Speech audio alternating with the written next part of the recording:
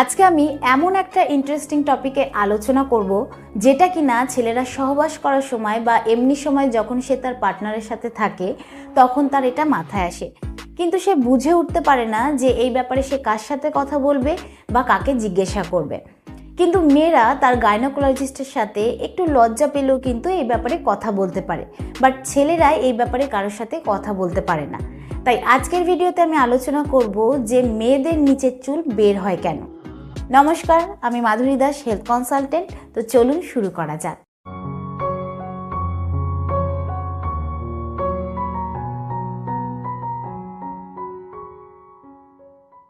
দেখুন, প্রকৃতি আমাদের যা যা দিয়েছে তার পেছনে কিন্তু কিছু না কিছু কারণ রয়েছে। ঠিক সেরকমই যে পিউবিক হেয়ার রয়েছে, মানে যৌনাঙ্গের চুল রয়েছে, সেটা কিন্তু কোনো আননেসেসারি হেয়ার গ্রোথ নয়।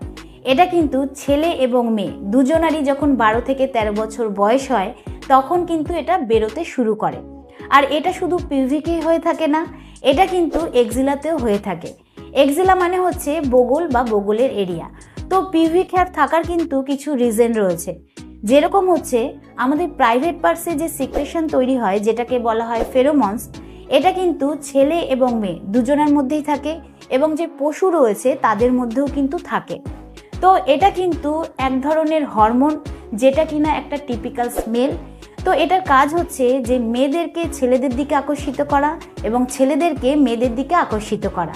তো এই যে নিচের চুল রয়েছে সেটা কিন্তু ছেলে এবং মেয়ে দুজনারই ফেরোমনসকে স্টিমুলেট করে, পার্টনারকে আকর্ষিত করে, ধুলো ময়লা, জার্মস, ইউরিন ইনফেকশন এগুলোর হাত থেকে রক্ষা করে এবং মহিলাদের যে প্রাইভেট পার্টস ওপেন থাকে মানে খোলা থাকে সেটাকেও কিন্তু প্রোটেক্ট করে।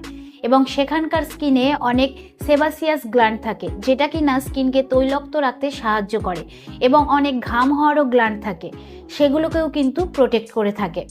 এছাড়া পার্টনারের থেকে সেক্সুয়াল ট্রান্সমিটেড ডিজিজ হওয়ার যে চান্স থাকে সেই চান্সটাকেও কিন্তু কম করে।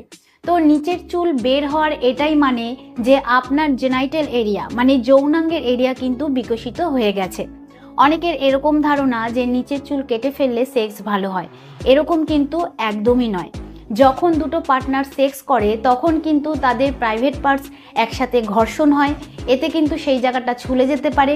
তাই স্কিনের মাঝখানে মানে দুটো স্কিনের মাঝখানে যদি চুলের লেয়ার থাকে তাহলে কিন্তু এই ঘর্ষণ কম হয়, এমনকি হাঁটা চলার ক্ষেত্রে যে ঘর্ষণ তৈরি হয় সেটাও কিন্তু কম করে। তো একটা রিসার্চ করা হয়েছিল যার মধ্যে দেখা গেছে 85.3% মহিলারা কিন্তু নিচের চুল পরিষ্কার রাখতে পছন্দ করে, বাট ছেলেদের মধ্যে এই সংখ্যাটা কম। কিন্তু প্রশ্ন হচ্ছে যে এই নিচের চুল পরিষ্কার করার প্রচলনটা এলো কোথার থেকে? তো দেখুন, নিচের চুল পরিষ্কার রাখার প্রচলন কিন্তু নতুন নয়, এটা কিন্তু বহু বছর আগের। আর অনেকের ধারণা যে এটা এসেছে ফ্যাশন থেকে। তো যেরকমভাবে ধীরে ধীরে বিকিনি, সুইমিং স্যুটের প্রচলন বাড়তে থাকে, ঠিক সেরকমভাবেই কিন্তু মহিলাদের নিচের চুল ধীরে ধীরে ভ্যানিশ হতে থাকে। আর এটা নায়িকাদের স্কিন এবং পর্ন ভিডিও মেয়েদের স্কিন দেখে এই ইচ্ছেটা মেয়েদের মনে আরও বেশি করে জাগতে শুরু করে। এরকম অবস্থাতে 1987 সালে মার্কেটে ব্রাজিলিয়ান ওয়্যাক্স আসে, যেটাকে বিকিনি ওয়্যাক্সও বলা হয়। এটা কিন্তু মহিলাদের খুব পছন্দ হয়, যার কারণে অনেক পার্লারই এর সার্ভিস দিতে শুরু করে। আর 2003 সালে ইউকের এক ফেমাস সিঙ্গার যার নাম হচ্ছে ভিক্টোরিয়া বেকহাম, সে কিন্তু একটা ম্যাগাজিনে বলে যে 15 বছর পর এই বিকিনি ওয়্যাক্সকে কম্পালসারি করে দেওয়া উচিত। এরপর থেকেই কিন্তু এই নিচের চুল তোলা এত ফেমাস হয়ে যায়। কিন্তু অনেকেই এরকম রয়েছে যারা পিউবিক হেয়ার পরিষ্কার করা পছন্দ করে না। তো এটা পরিষ্কার করবে কি করবে না সেটা কিন্তু পুরোপুরি সেই ব্যক্তির পার্সোনাল চয়েস, চাইলে সে করতেও পারে আবার নাও করতে পারে। ঠিক সেরকমই এই হেয়ার কিভাবে রিমুভ করবে সেটাও কিন্তু তার ব্যক্তিগত ব্যাপার।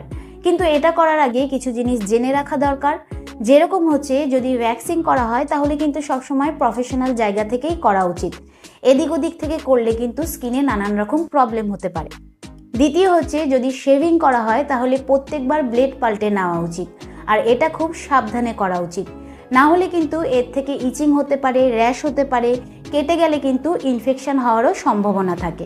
3 নম্বর হচ্ছে hair remover cream. Hair remover cream লাগানোর ফলে কিন্তু স্কিনে নানান রকম প্রবলেম দেখা দিতে পারে, যেরকম এর থেকে অ্যালার্জি হতে পারে, স্কিনে জ্বালা করতে পারে, আবার এগুলো লাগানোর ফলে অনেক সময় স্কিন কালো হয়ে যায়, তাই এগুলো না লাগানোই ভালো। এবং 4 নম্বর হচ্ছে সব থেকে ভালো পদ্ধতি ট্রিমিং। একটা ছোট কাঁচি দিয়ে যদি চুলগুলোকে ছোট ছোট করে কেটে রাখা হয় তাহলে কিন্তু এর থেকে ইনফেকশনের ভয় থাকে না এবং কেটে যাওয়ারও ভয় থাকে না।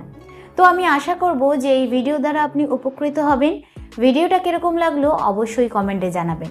আজকের মতন এতটুকুই, আবার দেখা হবে পরবর্তী ভিডিও নিয়ে। নমস্কার।